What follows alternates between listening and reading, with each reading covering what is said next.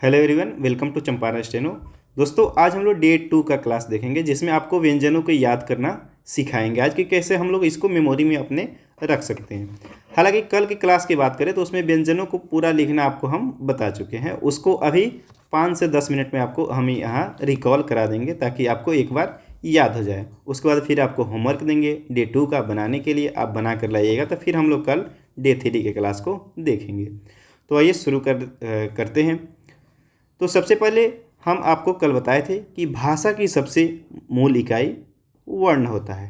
ठीक है, बहुत सारे वर्ण मिलते हैं तो एक वर्णमाला का निर्माण हो जाता है।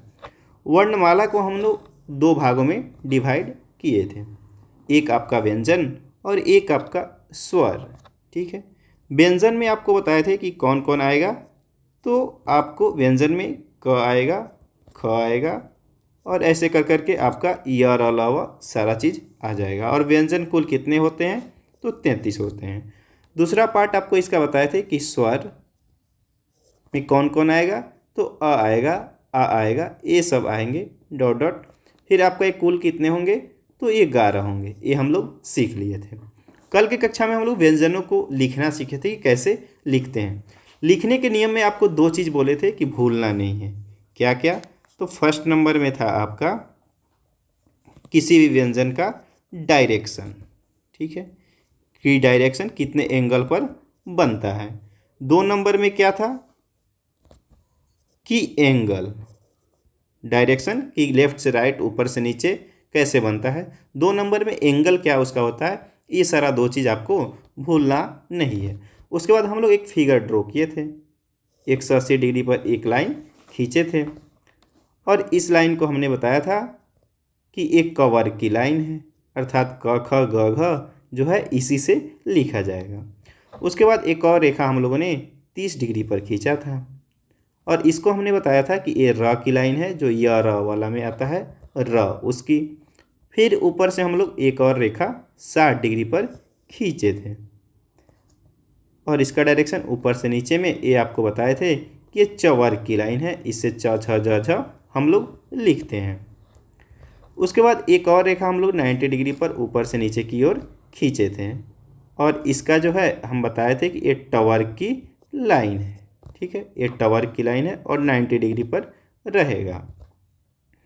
फिर हमने एक और रेखा खींचा था 120 डिग्री पर, ये भी आपको ऊपर से नीचे की ओर रहता है और ये है आपका पावर की लाइन।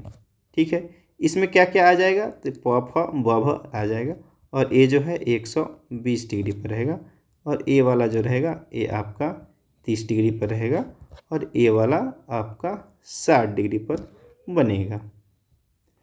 तो एंगल और डायरेक्शन ये आपको भूलना नहीं है किसी भी कीमत पर। जहाँ भूलिएगा वहाँ समझ जाइए कि आपके मिस्टेक हो रहा है और गलती हो जाएगा। ये सारा हम लोग सीख लिए थे। उसके बाद हम लोग कवर्ग को लिखे थे। कवर्ग, कवर्ग में क्या सब आ रहा था कि क आ रहा था, फिर ख, फिर ग, फिर घ और अंग। ठीक है, क को कैसे बनाते हैं? तो 180 डिग्री पर खींच दीजिए, ख बन जाएगा। फिर खींच कर काट दीजिएगा तो ख बन जाएगा। फिर इसको मोटा कर दीजिएगा तो ग बन जाएगा और फिर मोटा करके काट दीजिएगा तो घ बन जाएगा। ठीक है, एक ग हो गया और मोटा करके काट दीजिए तो घ बन गया। उसके बाद हम लोग सीखे थे चवर्ग को।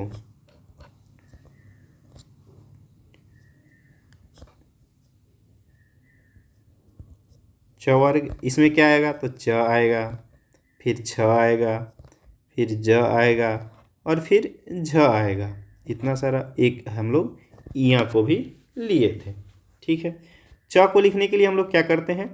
इसको चेंज कर देते हैं कि च को लिखने के लिए च को बनाइए एक 60 डिग्री पर, ऊपर से नीचे की ओर काट दीजिए तो छ बन जाएगा। मोटा कर दीजिएगा तो ज बन जाएगा और मोटा करके काट दीजिएगा तो झ बन जाएगा। उसके बाद हम लोग लिखे थे टवर्ग को। टवर्ग, टवर्ग में क्या क्या आएगा? तो ट आएगा, ठ आएगा, ड आएगा, ढ आएगा और फिर न आ जाएगा। ठीक है, ट लिखने के लिए क्या करना है? तो ऊपर से 90 डिग्री पर खींचिए, ट बन जाएगा, खींच कर काट दीजिएगा, ठ बन जाएगा मोटा खींच दीजिएगा तो ड बन जाएगा, और मोटा करके काट दीजिएगा तो ढ बन जाएगा। ठीक है, ना हम लोग अलग तरीक़ा से बनाते हैं, उसको बाद में देखते हैं। उसके बाद आता है आपका पवर्ग।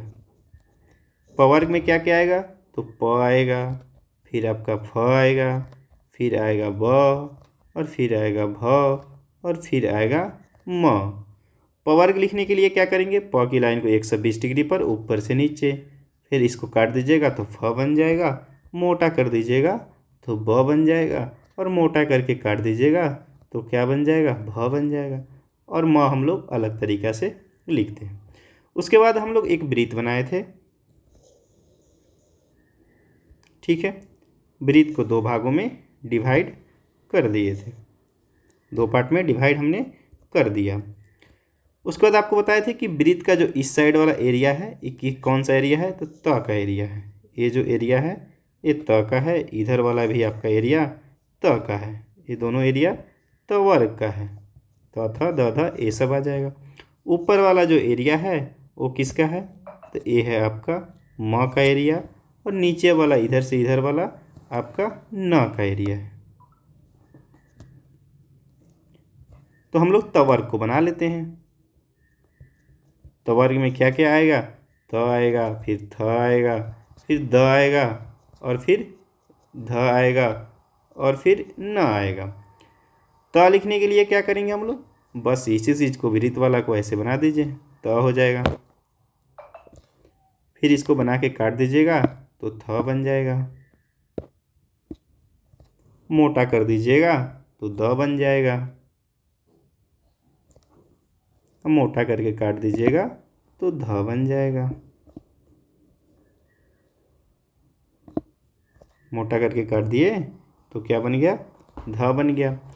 अब हम लोग सीखे कि ना हम लोग ऐसे लिखते हैं, तो ना को बना दीजिए, ए न रहे चाहे ए न रहे दोनों एक ही तरीक़ा से बनता है। म ऐसे सीखे हैं तो म को बना दीजिए। एक और चीज़ सीखे थे, क्या सीखे थे कि न को काट दीजिएगा तो भी म बन जाएगा, और म को काट दीजिएगा तो न बन जाएगा। तो ऐसे करके इसको बना सकते हैं। उसके बाद हम लोगों ने एक वृत्त और बनाया था। ठीक है, एक वृत्त और हम लोग ने ड्रॉ किया था, और इस वृत्त को भी हम लोग 2 पार्टों में डिवाइड कर दिए थे।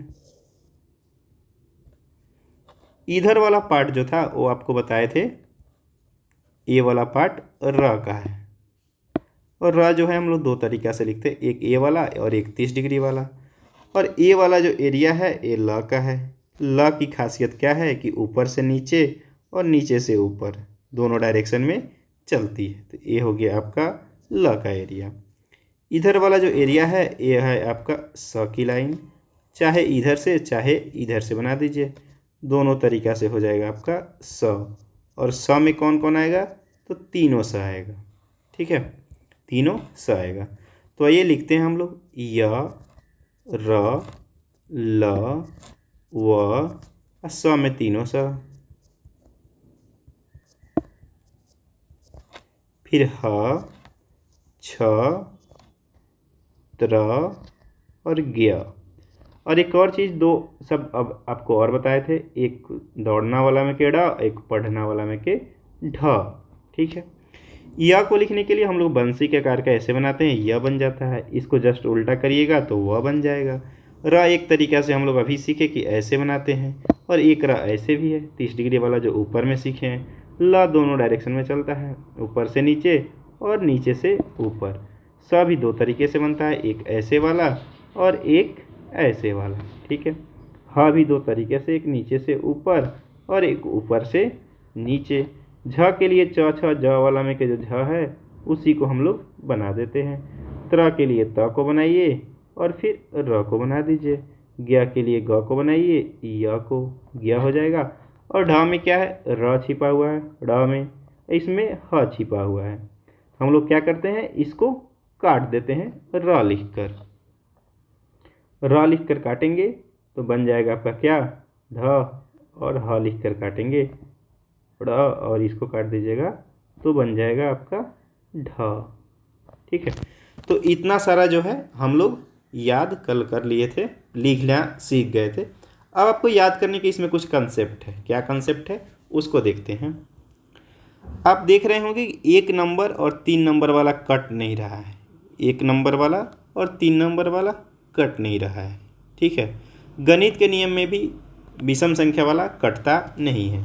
ठीक है, विषम संख्या जो रहता है वो 1 और 3 डिवाइड नहीं हो रहा है, तो 1 और 3 इसमें भी नहीं कट रहा है। उससे आप अपने मेमोरी में सेट कर सकते हैं कि 1 नंबर और 3 नंबर वाला नहीं कटेगा, लेकिन 2 नंबर वाला और 4 नंबर वाला ये क्या है, दोनों कट जाएगा। सम संख्या वाला क्या होगा, कट जाएगा।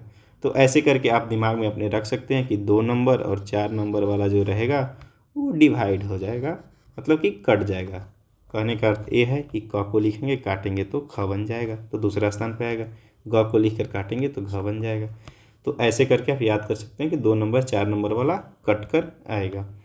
और एक और चीज़ आपको याद करना होगा कि 1 नंबर और 2 नंबर ये दोनों क्या होगा, ये आपका डार्क नहीं बनेगा, मतलब हल्का बनेगा। बाकी का 3 नंबर और 4 नंबर वाला आपका डार्क बनेगा। ठीक है, ऐसे करके आप इसको याद कर सकते हैं। जब आपको पूरा व्यंजन याद हो जाए तो डे 2 का होमवर्क आपको कंप्लीट करना है।